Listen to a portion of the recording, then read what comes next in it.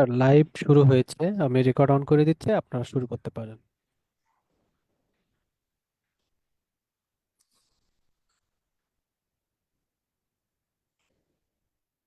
আসসালামু আলাইকুম। প্রিয় চিকিৎসক বন্ধু, আশা করি সকলেই ভালো আছেন। আজকে একটা বিশেষ সেশনে আমরা উপস্থিত হয়েছি। এখানে আমাদের আজকে intensive care long batch surgery for July 25 এর ওরিয়েন্টেশন। আজকে ওরিয়েন্টেশনের প্রোগ্রামে আমাদের সাথে উপস্থিত আছেন সিনাপসের জনপ্রিয় মেন্টর ডক্টর সাদিয়া নওরিন নাজ আপু। তো আপু রিসেন্টলি এফসিবিএস পার্ট 1 পাস করেছেন। আমরা জাস্ট হলো আজকে প্রোগ্রামটা খুবই সংক্ষেপে কিছু বিষয় এবং কিছু দিক নিয়ে একটু জানবো। সেগুলো হলো যে পার্ট 1 পরীক্ষা রিসেন্টলি অনেক কোশ্চেন প্যাটার্ন চেঞ্জ হচ্ছে এবং এই কোশ্চেন প্যাটার্ন আগের তুলনায়, যে রিসেন্ট যদি 2-3 বছরের কথা চিন্তা করি, একটা হিউজ চেঞ্জ আসছে। এই বিষয়গুলো নিয়ে প্লাস কিভাবে শর্ট টাইমে, যেহেতু আপু খুব রিসেন্টলি খুব দ্রুত সময়ের মধ্যে এফসিএস পার্ট 1 পাস করে গিয়েছেন, মানে ইন্টার্ন শেষ করার পরই। তো আমরা একটু সহজে কিভাবে পাস করা যায় এই বিষয়গুলো আপুর থেকে জানবো। তো আপু, আমাকে শুনতে পাচ্ছেন কি? জি ভাইয়া, শুনতে পাচ্ছি। আচ্ছা জি আপু, তাহলে আপনি একটু কন্টিনিউ করেন, আপনাকে অনুরোধ করতেছি। জি,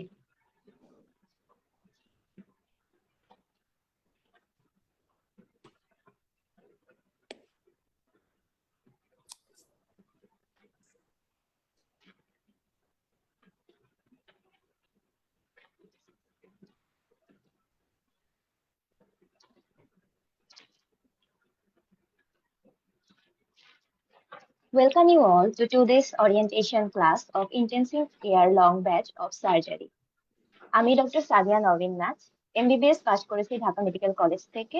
এফসিপিএস পার্ট 1 পাস করেছি জেনারেল সার্জারিতে জানুয়ারি 25 সেশনে। যে কোনো এক্সামকে ক্র্যাক করার জন্য আমাদের মোটামুটি 3টি ক্রাইটেরিয়া ফুলফিল করতে হয়। That's mindset, hard work and strategy. Mindset বলতে অ্যাকচুয়ালি আমি কি বোঝাচ্ছি? ধরুন আপনি আপনার প্রিপারেশনটা এই পয়েন্ট থেকে শুরু করছেন, যেখানে আপনি ডেইলি লেকচার ক্লাস করবেন, প্লাস আপনার পড়াগুলো পড়বেন, দেন আপনি ডেইলি এক্সাম দিবেন। এইভাবে রুটিন ওয়াইজ ফলো করে আপনি আলটিমেটলি আপনার পুরো প্রিপারেশনটাকে কমপ্লিট করবেন, যে আপনি আপনার পুরো সিলেবাসটাকে একবার পড়েছেন। এর মাধ্যমে আপনি পৌঁছে যাবেন বি পয়েন্টে, যেখানে আপনার পুরো সিলেবাসটা একবার পড়া কমপ্লিট। এরপর আসবে রিভিশনের পালা, যেখানে আপনি রিভাইজ করবেন, পাশাপাশি সাবজেক্ট ফাইনাল এক্সাম গুলো দিবেন, যেটার মাধ্যমে আপনার একবার রিভিশন কমপ্লিট হবে। এরপরে এটার মাধ্যমে আপনি চলে গেলেন সি পয়েন্টে। তারপরে তারপরে আপনি আরেকবার রিভাইজ করলেন, পাশাপাশি মক এক্সাম দিয়ে আপনার পূর্ণ প্রস্তুতিটিকে যাচাই করবেন। পূর্ণ এবং আপনি এক্সামের জন্য রেডি কিনা এবং আপনার কোথায় ল্যাকিংস আছে এটা জাজ করবেন। দেন আপনি চলে গেলেন ডি পয়েন্টে। সেখান থেকে ultimately the day of final exam of FCPS part 1 July 25। কিন্তু আমাদের ক্ষেত্রে দেখা যায় সবার প্রিপারেশনই আসলে এরকম লিনিয়ার পয়েন্টে চলে না। যে অনেক সময় দেখা যায় কারো দু একটা ক্লাস মিস হয়ে যাচ্ছে, হয়তো কারো কোনো ফ্যামিলি ইস্যুস থাকে, হয়তো কেউ জবের সাথে প্রিপারেশন নিচ্ছে, কেউ ইন্টার্নশিপের সাথে প্রিপারেশন নিচ্ছে, অথবা কারো ফ্যামিলি হ্যান্ডেল করতে হচ্ছে, এটার পাশাপাশি প্রিপারেশন নিচ্ছে। এই প্রিপারেশনটা নেওয়ার ক্ষেত্রে দেখা যায় যে তার আসলে অনেক সময় হয় যে কিছু ক্লাস হয়তো মিস হয়ে যায়। কিন্তু এই মিস হয়ে যাওয়ার কারণে দেখা যায় যে আমরা হচ্ছে সবাই টাইমের সাথে জাগল করছি, যে একদিকে পড়াশোনা, একদিকে জব এবং অন্যান্য প্রায়োরিটি সামাল দিতে পারছি না। তখন দেখা যায় যে অনেকে হয়তো শুরুর দিকে প্রিপারেশনটা অনেক সুন্দরভাবে স্টার্ট করে, কিন্তু পরের দিকে একটা সময় দেখা যায় তার ডাউনফল হয়। সেই ডাউনফল থেকে অনেকে দেখা যায় কাম ব্যাক করে, অনেকে কাম ব্যাক করতে পারে না। কিন্তু আমাদের মাইন্ডসেটটা সবসময় এরকম ডিটারমাইন্ড থাকা উচিত, যে আমি আজকে প্রিপারেশনটা শুরু করছি বা আমি আজকে এই ক্লাসটা দেখছি, তার মানে আমি নিজেকে আজকে কমিট করছি যে আমি জুলাই 25 সেশনে আমার এক্সামটা দিব। এবং সেই এক্সাম দেওয়ার জন্য আমার যে যে প্রিপারেশন নেওয়ার দরকার, যেভাবে আমাদের মেন্টররা আমাদেরকে গাইড করবে, যেভাবে আমার ক্লাসগুলো হচ্ছে, যেদিন যেদিন আমার এক্সাম গুলো থাকছে, আমি আর সেদিন সেদিন আমার এক্সাম গুলো দিব। কোনো কারণে যদি আমার একটা দুইটা এক্সাম বা ক্লাস মিস হয়ে যায়, সেটা আমি অ্যাজ সুন অ্যাজ রিকভার করার চেষ্টা করব। এরকম না যে অনেকে দেখা যায় শুরুর দিকে অনেক ভালো করছে, মাঝে সে হচ্ছে তার ট্র্যাক হারায় ফেলে। ট্র্যাক হারায় ফেলার মাধ্যমে সে দেখা যায় যে আলটিমেটলি সে ফর্ম ফিল আপ করে কিন্তু এক্সামে বসার আর সাহসটা জোগাতে পারে না।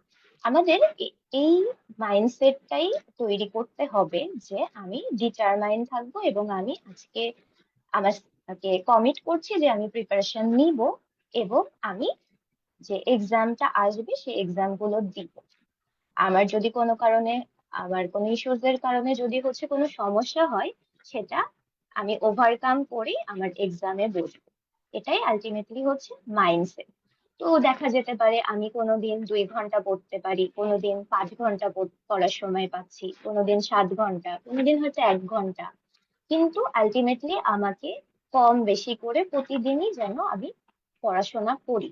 পড়াশোনা করে আলটিমেটলি আমার প্রস্তুতিটাকে সম্পূর্ণ করে আমি আমার এক্সামে বসার চেষ্টা করব। That's the mindset. এরপরে হচ্ছে হার্ডওয়ার্ক। যে কোনো এক্সামের প্রিপারেশনের ক্ষেত্রে হার্ডওয়ার্ক একটা বিশেষ বিষয়।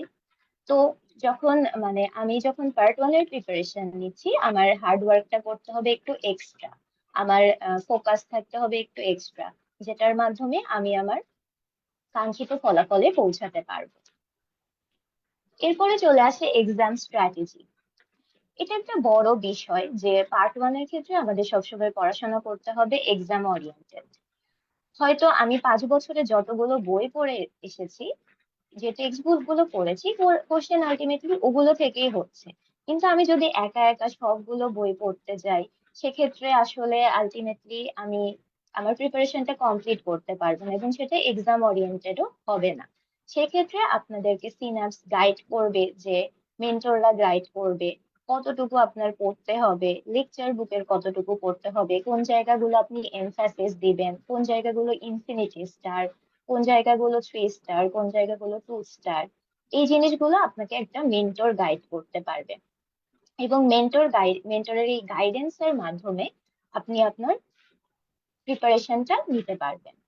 এখন একটা এক্সাম নেওয়ার যে কোনো একটা এক্সামে বসার আগে সেই এক্সামের প্যাটার্নটা কেমন, সেই এক্সামের কোশ্চেন গুলো কোথা থেকে হয়, সেই এক্সামের কি কি আপনার কত মার্কস কোন থেকে আসবে, এগুলো জানা আমাদের জন্য জরুরি। তো বিসিপিএস এ হচ্ছে এটা হচ্ছে বিসিপিএস এর marking system of part 1 examination. তো আমরা অনেকেই হচ্ছে হয়তো ইউরোলজিতে পার্ট 1 দিব, বা অনেকে হয়তো কোলোরেক্টালে পার্ট 1 দিব, বা কেউ হয়তো সার্জিক্যাল অনকোলজিতে পার্ট 1 দিব। তাহলে কি সবার ক্ষেত্রে কোশ্চেন কি সেম? হ্যাঁ, সার্জারি অ্যান্ড অ্যালাইড পুরো যতগুলো সাবজেক্ট আছে সবগুলোর ক্ষেত্রেই আমার সেম প্যাটার্নে সেম কোশ্চেন আসবে, যেটাতে আপনাকে 70% মার্ক পেতে হবে আউট অফ 300। 300-এ 70% mark, that's 210। এটা পেলেই আপনি পাস মার্ক পাবেন, যেখানে 75 এমসিকিউ থাকবে এবং 75 থাকবে হচ্ছে এসবিএ। শুধু হচ্ছে অপথ্যালমো, অটোল্যারিঙ্গোলজি, হেড অ্যান্ড নেক আর অ্যানেস্থেসিওলজিস্টের ক্ষেত্রে কোশ্চেন গুলো হচ্ছে আলাদা হবে।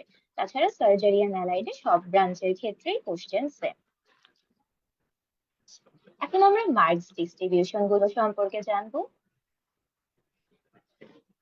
পার্ট 1 এর ক্ষেত্রে দেখা যায় যে ভাস্ট নাম্বার অফ একটা মার্কস চলে আসে হচ্ছে অ্যানাটমি, এমব্রায়োলজি এন্ড হিস্টোলজি থেকে। এর মধ্যে মূলত অ্যানাটমি থেকেই অনেকগুলো কোশ্চেন চলে আসে। তো এটা আমাদের একটা on of the focus point হিসেবে কাজ করে। এক্ষেত্রে হচ্ছে আমরা প্রায়োরিটি বেসিসে যদি দেখি যে অ্যাবডোমেন থেকে এখানে দেখো 8 থেকে 20 কোশ্চেন, আবার জেনিটাল ইউরিনারি সিস্টেম থেকে 4 থেকে 10। সো আলটিমেটলি দেখা যায় অ্যাবডোমেন থেকে 12 থেকে 30 কোশ্চেন এসে থাকে। আমরা রিসেন্ট কোশ্চেন প্যাটার্নে দেখতে পাচ্ছি 20-র উপরেই কোশ্চেন অ্যাবডোমেন থেকে এসে থাকে। দেন হচ্ছে থোরাক্স অ্যান্ড কার্ডিওভাস্কুলার সিস্টেম, দেন চলে আসে হেড নেক, আর পাশাপাশি আমার হিস্টোলজি, এমব্রায়োলজি। সো এখানে আলটিমেট যে মার্কস ডিস্ট্রিবিউশন এটা দেওয়া আছে যে কোনটা আমি প্রায়োরিটি দিব, কোনটা একটু কম প্রায়োরিটি দিব, কোনটায় বেশি ফোকাস থাকতে হবে, এটা সম্পর্কে আপনি একটু আইডিয়া পাবেন এই কোশ্চেনের অ্যানালাইসিসটা দেখলে। নেক্সট হচ্ছে আরেকটা আমার ফোকাসের জায়গা হচ্ছে ফিজিওলজি। ফিজিওলজির ক্ষেত্রেও এখানে চ্যাপ্টার ওয়াইজ মার্কিং ডিস্ট্রিবিউশন আছে। ফিজিওলজির যেখানে যে প্যাটার্নটা দেখলে আপনি বুঝতে পারবেন যে কোথায় আসলে ফোকাস দিতে হবে, কোথায় কম দিতে হবে। অ্যান্ড ফার্মাকোলজি আর বায়োস্ট্যাটিস্টিক। আর হচ্ছে এরপর আসে প্যাথোলজি, মাইক্রোবায়োলজি।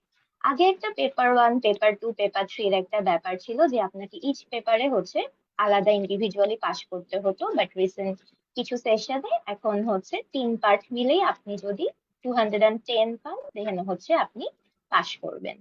সো এখানে কোনো আর ইন্ডিভিজুয়ালি পেপার 1, পেপার 2 তে পাস করার কোনো বিষয় নেই। প্যাথোলজির ক্ষেত্রে হচ্ছে দুইটা বিষয় চলে আসে, একটা জেনারেল প্যাথোলজি আর একটা হচ্ছে ক্লিনিক্যাল প্যাথোলজি। এই ক্লিনিক্যাল প্যাথোলজির ক্ষেত্রে আমাদের হচ্ছে মেইন ফোকাস পয়েন্ট থাকে বেইলিয়ান লাভ। আচ্ছা, এখন আমি যদি অ্যানাটমির প্রিপারেশনটা নেই, এটা আসলে কিভাবে নিব?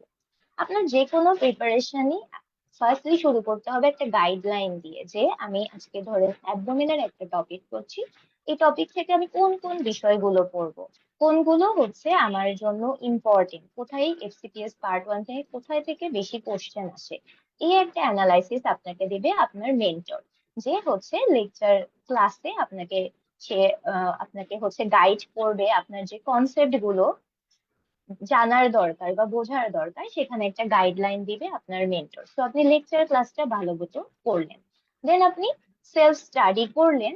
অ্যানাটমির ক্ষেত্রে একটা ইম্পর্টেন্ট বিষয় হচ্ছে ভিজুয়াল নলেজ ডেভেলপ করা, যে আপনি মিটারটা খুললেন, আপনি যে টপিকটা পড়ছেন মিটারটা খুলে ওটার ওই ছবিগুলো দেখা, ওটার আশেপাশের রিলেশন গুলো দেখা, স্ট্রাকচার কি আছে অ্যাসোসিয়েটেড, এগুলো দিয়ে একটা ভিজুয়াল মেমোরি ক্রিয়েট করা অনেক বেশি ইম্পর্টেন্ট, যেটা আপনার এখন অনেক ক্লিনিক্যাল কোশ্চেন আসছে অ্যানাটমি থেকে, অনেক সার্জিক্যাল অ্যানাটমি আসছে। সো এইগুলোর ক্ষেত্রে হচ্ছে আপনি মানে ভালো মতো অ্যান্সার করার জন্য আপনার এই ভিজুয়াল মেমোরিটা অনেক বেশি ইম্পর্টেন্ট। সেই সাথে সাথে ডেইলি লাইফে যে অ্যানাটমি অংশগুলো আছে এগুলোও আপনাকে কোরিলেট করতে হবে। এরপর আপনি কোশ্চেন সলভ করলেন নিজে নিজে, বিগত বছরে আসা কিছু কোশ্চেন, এমসিকিউ, এসবিএ। দেন হচ্ছে আপনি ডেইলি এক্সামটা দিয়ে যাচাই করলেন যে আপনার পড়াটা আসলে কেমন হয়েছে, কোন টপিক গুলোতে আপনার ল্যাকিংস আছে, এবং সেই ল্যাকিংস যেখানে আছে সেই টপিকস গুলোতে আপনি আবার এক্সট্রা করে ইফোর্ট দিলেন। এখন যদি দেখেন আমরা এই অ্যাডমিটারের একটা ছবি, এই একটা ছবির মধ্যে কিন্তু আবার অনেকগুলো কোশ্চেন আছে। যেমন এখানে পোর্টাল ট্রায়াডের একটা অংশ দেখা যাচ্ছে, যে পোর্টাল ট্রায়াড। তাহলে পোর্টাল ট্রায়াডে বাইল ডাক্টের অবস্থান কোথায়, প্রপার হেপাটিক আর্টারি কোন দিকে আছে, পোর্টাল ভেইনের অবস্থানটা কই আছে। এইখান থেকে একটা কোশ্চেন এসেছিল যে পোর্টাল ট্রায়াডের পোস্টেরিয়র মোড স্ট্রাকচার কোনটা। তাহলে আপনি যদি মিটারে দেখে ভিজুয়াল মেমোরিটা ক্রিয়েট করেন, যে হচ্ছে সামনের দিকে আছে আমার বাইল ডাক্ট এবং প্রপার হেপাটিক আর্টারি, বাইল ডাক্টটা আছে রাইট সাইডে, হেপাটিক আর্টারিটা লেফট সাইডে, আর পিছনে হচ্ছে পোর্টাল হেপাটিক পোর্টাল ভেইন। তাহলে আপনি এটা থেকে ইজিলি হচ্ছে বলতে পারবেন যে পোস্টেরিয়র মোস্ট স্ট্রাকচার কোনটা। আবার আপনার প্যানক্রিয়াস এর রিলেশন হচ্ছে একটা ইম্পর্টেন্ট কোশ্চেন, যে হেডের পোস্টেরিয়র স্ট্রাকচার, অ্যান্টেরিয়র স্ট্রাকচার, নেক, বডি, টেইল, এটাও কিন্তু এই কোশ্চেন থেকে আপনি একটা ভিজুয়াল মেমোরি ক্রিয়েট করতে পারেন। আবার হচ্ছে ডিওডোনামের রিলেশন, ডিওডোনামের স্ট্রাকচার, যেমন এখানে সুপিরিয়র মেসেঞ্জারিক আর্টারিটা আছে, এটা হচ্ছে আনসিনের প্রসেসের সামনে দিয়ে যাচ্ছে না পিছন দিয়ে যাচ্ছে, এগুলো সবই কিন্তু আপনি এই কোশ্চেন থেকে অ্যান্সার করতে পারবেন। দেন এখানে হচ্ছে ওমেন্টাল অফ ফোরামেন বা ফোরামেন অফ উইনস্লো বা এপিক্লোইক ফোরামেনটাকে আইডেন্টিফাই করা হচ্ছে। তো এটা হচ্ছে the communication point between the greater site and lesser site. এটা যদি আমরা বাউন্ডারি দেখি, এটারও কিন্তু অ্যান্টেরিয়র স্ট্রাকচারে ফ্রি মার্জিন অফ লেসার ওমেন্টামটা থাকে। এটাও একটা ইম্পর্টেন্ট কোশ্চেন যে এপিপ্লোইক ফোরামেনের বাউন্ডারি গুলো কি। এখন এবার একটা কোশ্চেন এসেছিল যে প্রিঙ্গেল ম্যানোভারে কোন কোন স্ট্রাকচার ক্লাম্প করা হয়। এখানে আমরা দেখতে পাচ্ছি যে hepatic artery, bile duct, portal vein তিনটাকে একসাথে ক্লাম্প করেছে, কিন্তু অপশনে ছিল যে free margin of lesser omentum, and এটাই অ্যান্সার। এখন এইটা অ্যান্সার করতে গেলে কিন্তু আপনার এই ছবিটা প্লাস এই ছবিটা দুটাকে হচ্ছে কোরিলেট করতে হবে। সো আপনি যখন বারবার পড়বেন, বারবার যখন রিভিশন দিবেন, তখন এই জিনিসগুলো কোরিলেট করা কিন্তু আপনার জন্য ইজি হয়ে যাবে। এবং ক্লিনিক্যাল কোশ্চেনের ক্ষেত্রে কিন্তু আপনার ডেইলি লাভ প্লাস হচ্ছে আমার বেসিককে কোরিলেট করা খুবই একটা ইম্পর্টেন্ট বিষয়। এগুলো হচ্ছে আপনি পড়া এবং সঠিক গাইডলাইনের মাধ্যমে এটি করতে পারবেন। এরপর ফিজিওলজির ক্ষেত্রেও আমি সেম প্যাটার্নটা ফলো করব, যে লেকচার, ক্লাস, স্টাডি। এক্ষেত্রে আমার ইম্পর্টেন্ট একটা বিষয় হচ্ছে জ্ঞানন ফিজিওলজির বক্স এমসিকিউ গুলো। আমার মোটামুটি এসবিএ এমসিকিউ এর একটা বড় নাম্বার কিন্তু এই বক্স গুলো থেকে চলে আসে। তো এই বক্স গুলো পড়া শুধু পড়লে বা মুখস্থ করলে আসলে হয় না, যে আমার ফিজিওলজির কনসেপ্ট গুলোকে বুঝতে হয়। এন্ডোক্রাইন চ্যাপ্টারে আমরা দেখি যে বিভিন্ন রকম হরমোনের ডিক্রিজ ইনক্রিজ কেন হচ্ছে, আবার হচ্ছে অনেক ক্ষেত্রে হচ্ছে রেনালের ক্ষেত্রে দেখা যায় রেনিন হরমোন কেন বাড়ছে, বা এরকম বিভিন্ন রকম বক্স কিন্তু থাকে, যেগুলোর আসলে যে ভালো মতো আয়ত্ত করার জন্য আপনার হচ্ছে মনে রাখতে, মানে কনসেপ্টটা ক্লিয়ার করা খুবই জরুরি, যেটাতে আপনাকে মেন্টররা হচ্ছে গাইড করবে। যেমন হচ্ছে অক্সিজেন হিমোগ্লোবিন ডিসোসিয়েশন কার্ভ থেকে কোশ্চেন আসে, এবারও এসেছিল, গত সেশনেও এসেছিল। তো এগুলো কেন এটা লেফটে শিফট হচ্ছে, কেন এটা রাইটে শিফট হচ্ছে, এই বিষয়গুলো জানা কিন্তু ইম্পর্টেন্ট। পাশাপাশি আপনি ডেইলি লাইফের প্রতিটা চ্যাপ্টারে শুরুতে যে ফিজিওলজি গুলো থাকে এগুলোকে আমার বেসিক ফিজিওলজির সাথে আপনার কোরিলেশন করতে হবে। এরপর চলে আসে প্যাথোলজি, ফার্মাকোলজি আর হচ্ছে বায়োকেমিস্ট্রি। এখানেও সেম প্যাটার্নটাই ফলো করবেন। প্যাথোলজি হচ্ছে জেনারেল প্যাথোলজিটা আমরা রবিনস থেকে আপনার লেকচার শিটে হচ্ছে কোথা কোথা থেকে পড়তে হবে এগুলো আপনারা পেয়ে যাবেন। পাশাপাশি প্যাথোলজির যেটা হচ্ছে বেসিক রবিনস থেকে, সেটার সাথে আমার ডেইলি লাইফের কিছু চ্যাপ্টার আসলে কোরিলেট করতে হয়। এগুলোর মধ্যে chapter 1 metabolic response to injury, chapter 2 shock, haemorrhage and transfusion, chapter 3 তে wound healing and tissue repair, plus chapter 11 tissue and molecular diagnosis, and chapter 12 হচ্ছে প্রিন্সিপাল অফ অনকোলজি। এই 11 এন্ড 12 চ্যাপ্টার হচ্ছে আপনি প্যাথোলজি নিওপ্লেসিয়ার সাথে কোরিলেশন করে পড়তে হয়। শক, haemorrhage, transfusion এটা প্যাথোলজিতেও আছে, বেসিক প্যাথোলজিতে, প্লাস হচ্ছে বেইলি ল্যাব থেকে কোরিলেট করতে হয়। যেমন এবার হচ্ছে একটা কোশ্চেন এসেছিল যে ম্যাসিভ ব্লাড ট্রান্সফিউশনের হ্যাজার্ড নিয়ে। তো ওই পয়েন্ট গুলো আসলে এবার বেলি ল্যাব থেকে দেয় না, এটা হচ্ছে প্যাথোলজির রবিনস থেকে তুলে দেওয়া হয়েছিল পয়েন্ট গুলো। তো এই জন্য আপনাকে হচ্ছে দুইটা পয়েন্টই হচ্ছে আপনি, মানে আমার বেসিক প্যাথোলজির বইয়ে কি আছে আবার রবিনসে ওই একই বিষয় নিয়ে কি বলছে, এই যেগুলো যদি আপনি কোরিলেট করেন সেক্ষেত্রে আপনার অ্যান্সার করা হচ্ছে ইজি হবে। আর যেগুলো চ্যাপ্টারের সাথে আসলে সিমিলারিটিস যায় সেগুলো হচ্ছে দেখতে হবে। ফার্মাকোলজিতে একটু কম্পারেটিভলি কম কোশ্চেন আসে, এক্ষেত্রে হচ্ছে আপনি কিছু বেসিক চ্যাপ্টার গুলোতে যদি বেশি এমফাসিস দেন মোটামুটি আপনার মার্কসটা চলে আসে।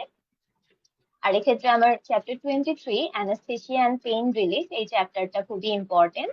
এই চ্যাপ্টারটার খুঁটিনাটি সবই মোটামুটি জানতে হবে। আর বায়োকেমিস্ট্রি থেকেও মোটামুটি আপনি যদি লেকচার ফলো করেন, পাশাপাশি যদি হচ্ছে নিজে পড়েন মানে এক্সাম দেন, আপনার প্রিপারেশনটা কমপ্লিট হয়ে যাবে। এই যে আমি বললাম যে হচ্ছে আমার শক, হেমোরেজ এন্ড ট্রান্সফিউশন, এই চ্যাপ্টারটা প্যাথোলজির সাথে কোরিলেট করতে হবে। এই যে এই বক্সটা দেখছেন যে cardiovascular and metabolic characteristic of shock, এখানে যে ডিস্ট্রিবিউটিভ শক আছে এটা থেকে এবার দুইটা কোশ্চেন চলে এসেছে। দুইটা কোশ্চেন বাট একটু অপশন গুলো ডিফারেন্ট ছিল। সো আপনাকে হচ্ছে অ্যাকচুয়ালি মানে ক্লিয়ার একটা কনসেপ্ট রাখা এবং কোরিলেশন করা, এটা খুবই ইম্পর্টেন্ট একটা বিষয়। এরপর মাইক্রোবায়োলজি। এখানে মাইক্রোবায়োলজির ক্ষেত্রে আরো বেশি ইম্পর্টেন্ট আমার বেসিক এবং বেলি ল্যাবকে কোরিলেট করা। বেলি ল্যাবে দুটো চ্যাপ্টার আছে, chapter 5 and chapter 6, surgical infection and tropical 6 হচ্ছে ট্রপিক্যাল ইনফেকশন এন্ড ইনফেস্টেশন। এই দুটো চ্যাপ্টারকে আপনি যখন systemic bacteriology, virology and parasitology পড়বেন, পাশাপাশি এগুলো এখানে কি বলছে এবং ডেইলি লাইফে কি বলছে এই দুটো হচ্ছে আসলে কোরিলেট করতে হবে। এবার একটা কোশ্চেন এসেছিল যে ক্রনিক পলিসিস্টাইটিস এর জন্য কোন অর্গানিজমটা দায়ী। তো এখানে অ্যান্সার হচ্ছে সালমোনেলা, যেটা চলে বেলি লাইফ থেকে। আবার আপনি সিস্টেমিক চ্যাপ্টার গুলো যখন পড়বেন বেলি ল্যাবের ক্ষেত্রে, যেমন অ্যাবডোমেন, বিভিন্ন চ্যাপ্টার এগুলোর মধ্যেও বা লিভার বা স্প্লিন এগুলোর মধ্যেও দেখবেন বিভিন্ন অর্গানিজমের কথা আছে। তো এগুলোকে আপনি পয়েন্ট আউট করে আপনার হচ্ছে কোরিলেট করতে হবে, যে কোরিলেট করতে হবে এবং আপনার মেন্টর যেগুলো বলবে যে এগুলো ইম্পর্টেন্ট সেগুলোতে আপনার এমফাসিস করতে হবে এবং মেমোরিতে একটা ক্লিয়ার কনসেপ্ট রাখতে হবে। এখন চলে আসে হচ্ছে বেলি লাভ। বেলি লাভে কিন্তু অলমোস্ট 92টা চ্যাপ্টার। আপনি কি সবগুলো চ্যাপ্টার পড়বেন, প্রতিটা লাইন পড়বেন, নাকি শুধু বক্স পড়বেন? বক্স পড়তে গেলেও কিন্তু অনেক বক্স, সব বক্সে কি সেম গুরুত্বপূর্ণ না। এখানে আপনার বেলি লাভটা খুবই স্ট্র্যাটেজিক্যালি এবং ট্যাকটিক্যালি পড়তে হবে, যে আমার কোন লাইন গুলো গুরুত্বপূর্ণ, কোন লাইন থেকে এখন কোশ্চেন আসে, কোন অংশগুলোতে আমি এমফাসিস দিব, কোন অংশগুলো ইম্পর্টেন্ট, কোন বক্স গুলোতে আমার বিগত বছরে বেশি বেশি কোশ্চেন আসছে। এগুলোর জন্য হচ্ছে আমাদের বেলি লাভের ক্লিনিক্যাল কাজগুলো হয়ে থাকে, যেগুলোতে আপনাকে কোন চ্যাপ্টার গুলো হচ্ছে ইম্পর্টেন্ট হবে, কোন চ্যাপ্টার গুলো হচ্ছে আপনি একটু কম ইফোর্ট দিলেও হবে, কোন চ্যাপ্টার গুলোকে আপনার বেশি ইফোর্ট দিতে হবে, এগুলোর ক্ষেত্রে হচ্ছে আপনাকে গাইড করবে। এবং সেই গাইডেন্সের ভিত্তিতে আপনি আপনার পড়াশোনাগুলো করলে দেখবেন যে হচ্ছে খুবই স্বল্প সময়ে হচ্ছে আপনি আপনার কাঙ্ক্ষিত ফলাফলে পৌঁছাতে পারবেন। এখানে হচ্ছে দুটো বিষয় ইম্পর্টেন্ট, যে সঠিক গাইডলাইন প্লাস হচ্ছে আপনার স্ট্র্যাটেজিক্যালি পড়া, এবং হচ্ছে আপনার হার্ড ওয়ার্ক করা। হার্ড ওয়ার্কটা হচ্ছে যে আপনি হয়তো কোনো কিছুর সাথে জড়িত আছেন, জব বা ইন্টার্নশিপ হোক বা হচ্ছে অন্য যে কোনো কাজই হোক, সেটা করে এসে আপনি যেন বাকি সময়টা নিজেকে পড়ার মধ্যে রাখতে পারেন। আবার যারা সোললিও প্রিপারেশন নিচ্ছেন তাদের জন্য হচ্ছে লং ব্যাচটা একটা ইম্পর্টেন্ট ভালো ভূমিকা রাখতে পারে, কারণ হচ্ছে আপনি আপনার কনসেপ্ট ক্লিয়ার করা, উইকে 2টা ক্লাস থাকে, সো আপনি আপনি বাকি 3 দিন বা 2 দিন নিজের পড়াগুলো সুন্দরভাবে পড়ে সেটার কোশ্চেন গুলো সলভ করে একটা সুন্দর কনসেপ্ট নিয়ে আসার জন্য এই আপনার এই গাইডলাইনটা খুবই মানে এই লং ব্যাচটা খুবই হচ্ছে ইম্পর্টেন্ট ভূমিকা রাখবে। শর্ট ডিউরেশনের ব্যাচ গুলোতে দেখা যায় আপনি কনসেপ্টটা সুন্দর মতো ক্লিয়ার করার হয়তো সেরকম সময় পাবেন না, হয়তো মেন্টর আপনাকে গাইড করবে কিন্তু আপনি নিজের পড়াশোনার সময়টা পাবেন না। সো এক্ষেত্রে হচ্ছে আপনি লং ব্যাচের সাথে থাকলে আপনার নিজের একটা কনসেপ্ট বিল্ডিং এবং নিজের একটা সুন্দর এবং স্ট্রং প্রিপারেশন নেওয়ার জন্য ইম্পর্টেন্ট, যেটা শুধু পার্ট 1 না, পরবর্তীতে যদি আপনি আরো অনেক এক্সামে বসেন সেগুলোর ক্ষেত্রেও আপনাকে এই প্রিপারেশনটা হেল্প করবে। So thank you all. আমি আশা করছি সবাই লং এই ব্যাচটার সাথে থেকে নিজের প্রিপারেশনটাকে অনেক সুন্দর এবং সুন্দর করতে পারবে, এবং হচ্ছে একটা স্ট্রং প্রিপারেশন নিতে পারবে, এবং সবাই নেক্সট সেশনে জুলাই 25-এ একটা ভালো ফলাফল অ্যাচিভ করতে পারবে। Thank you.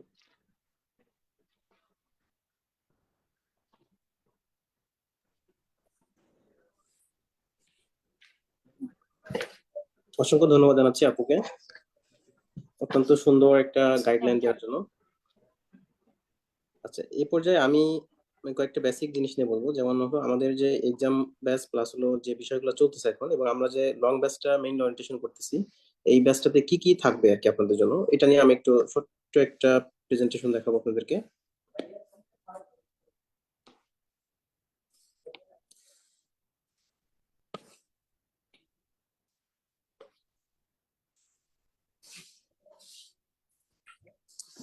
আচ্ছা, আমরা অলরেডি আমাদের পার্ট 1 পরীক্ষার যে বেসিক বিষয়গুলো সম্পর্কে জেনেছি, যে আমাদের ম্যাক্সিমাম সার্জারি ফ্যাকাল্টি যে টপিকগুলো সেম কোশ্চেন থাকে, মাত্র এই 4টা ফ্যাকাল্টি আপনি অলরেডি বলেছেন, এইগুলা বাদে বাকি সববারই কোশ্চেন সেম থাকে, শুধুমাত্র এই 4টা ফ্যাকাল্টি কোশ্চেন আলাদা।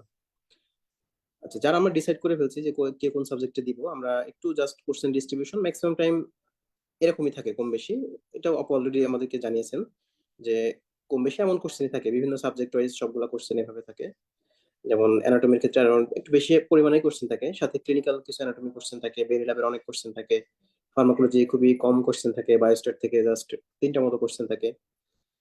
আচ্ছা, এখন আমাদের পাস মার্ক সবাই যারা নতুন পরীক্ষা দিয়েছে বা দিব জানি যে 300 মার্কের আমাদের এটা পরীক্ষা, আমাদের এখানে 70% নাম্বার পেতে হবে, মানে 210 পেতে হবে, আর 210 পেলে আমরা পাস করব।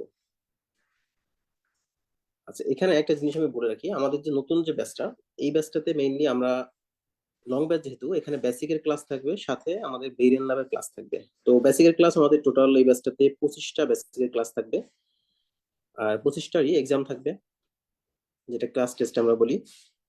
আর বেরিয়ান ল্যাবের আমাদের 17টা ক্লাস থাকবে, এবং এই বেরিয়ান ল্যাবের ক্লাসের বাইরেও আমাদের বায়োস্ট্যাট ক্লাস থাকবে 3টা। এবং এই যে 17টা ক্লাস, এটা হলো জাস্ট টপিক ওয়াইজ আমাদের চ্যাপ্টার শেষ হবে। এরপরে আমরা 3টা রিভিউ সেশন নিব, এবং ওই 3টা রিভিউ সেশনে যেহেতু আপনারা এখন শুরু করছেন, আজকে হলো আমাদের কত তারিখ, 15 তারিখ। সো অলরেডি আমাদের এই ব্যাচটাতে কয়েকটা 2টা 3টা ক্লাস হয়ে গেছে। সো আপনারা ওইটাও রেকর্ডেড পাবেন।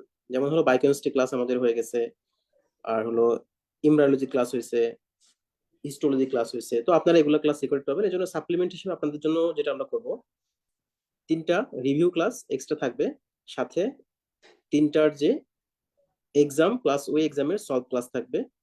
আর সাথে আপনাদের যে রিভিউ যে এক্সাম গুলা, আমাদের টোটাল 7টা রিভিউ এক্সাম আছে। বেরিয়ান ল্যাব রিভিউ আছে 3টা, আর অ্যানাটমি, ফিজিওলজি, প্যাথোলজি, মাইক্রোবায়োলজি, এই যে বিষয়গুলো, এগুলোর আরো টোটাল মিলায় 7টা আমাদের রিভিউ ক্লাস থাকবে।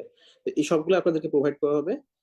আর এটার জন্য যে আলাদা এক্সাম, যে রিভিউ এক্সামগুলো আলাদা থাকবে। তাহলে আমাদের প্রতিটা ক্লাসের সাথে কিন্তু বেসিকের প্রতিটা ক্লাসের সাথে একটা আমাদের 60 মার্কের এক্সাম থাকবে। বেরিয়ান ল্যাবের প্রতিটা যে 17টা ক্লাস বললাম, 17টা ক্লাসের সাথে আমাদের 20টা কোশ্চেনের এক্সাম থাকবে। দেন আমাদের যে রিভিউ এক্সামটা হবে, রিভিউ ক্লাসটা হবে, রিভিউ ক্লাসের উপরে 3টা এক্সাম থাকবে, প্লাস হলো ওই 3টার আবার সলভ ক্লাস আপনাদেরকে প্রোভাইড করা হবে। আচ্ছা, দেন সব মিলাই আমাদের যখন এগুলা শেষ হবে, ফাইনালি আমরা 3টা মক টেস্ট নিব, এবং এটা হলো অ্যানাটমি, ফিজিওলজি, সবগুলা সাবজেক্ট মিলায়ে এখানে মক টেস্টটা থাকবে। আর সাথে আমাদের যারা অলরেডি লং ব্যাচে যুক্ত হয়েছিলেন তাদের জন্য বলবো, আসলে মানে লং ব্যাচে যারা যুক্ত হয়েছেন একবার, কিংবা লং ব্যাচে ক্লাস করেছেন, বা যেখানে হোক ক্লাস আপনার করা আছে, সেক্ষেত্রে আপনাদের জন্য আসলে লং ব্যাচে নতুন করে ভর্তি হওয়ার প্রয়োজন না। সেক্ষেত্রে আমি বলবো যে আপনারা এক্সাম ব্যাচে ভর্তি হতে পারেন, বা যদি মনে হয় যে না, আমার কিছু ক্লিনিক্যাল বিষয়ে গ্যাপ আছে, সেক্ষেত্রে আমাদের যে এক্সাম প্লাস ব্যাচ আছে, যেটা এক্সাম প্লাস ব্যাচ, এখানে আমরা এক্সাম থাকবে 33টা এক্সাম থাকবে, সাথে হলো আমাদের বেরিয়ান ল্যাবের ক্লাস থাকবে, সেগুলোর এক্সাম থাকবে, প্লাস রিভিউ ক্লাস থাকবে, আর মক টেস্ট তো এগুলোর সাথে সাপ্লিমেন্টারি থাকবে। মক টেস্ট প্লাস হলো বায়োস্ট্যাট যে ক্লাসটা, 3টা ক্লাস।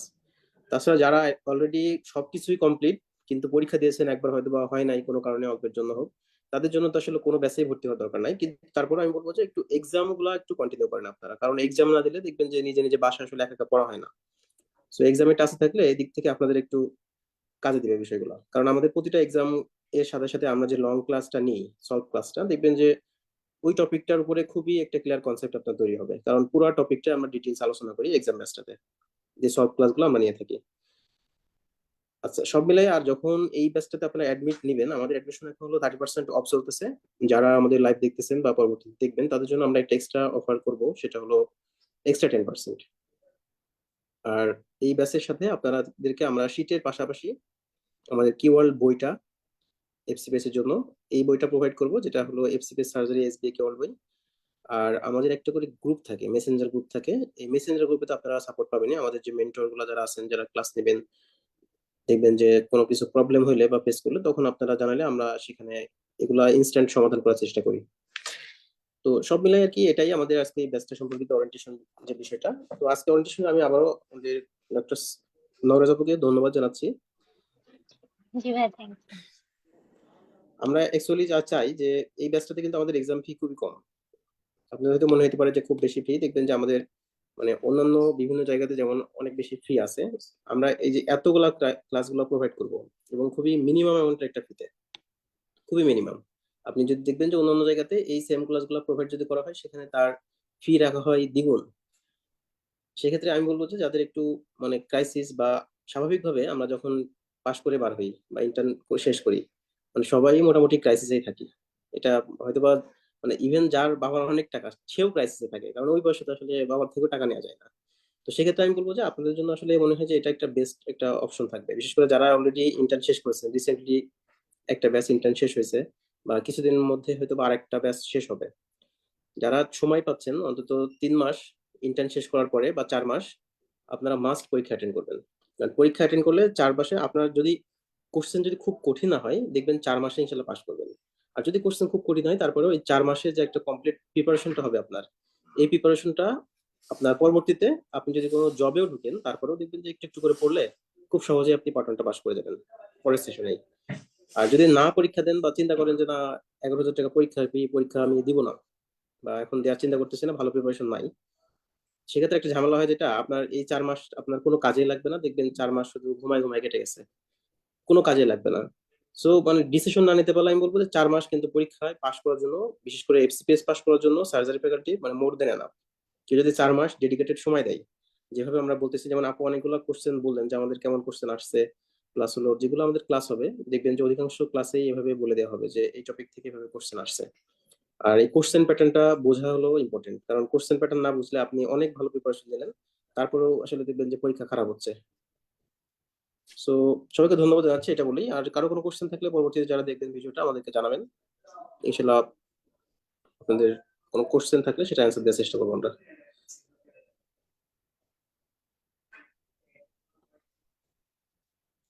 তো ঠিক আছে, তাহলে সবাইকে ধন্যবাদ জানাচ্ছি, ধন্যবাদ জানাই আমাদের সেশনটা আজকে এখানে শেষ করতেছি আমরা।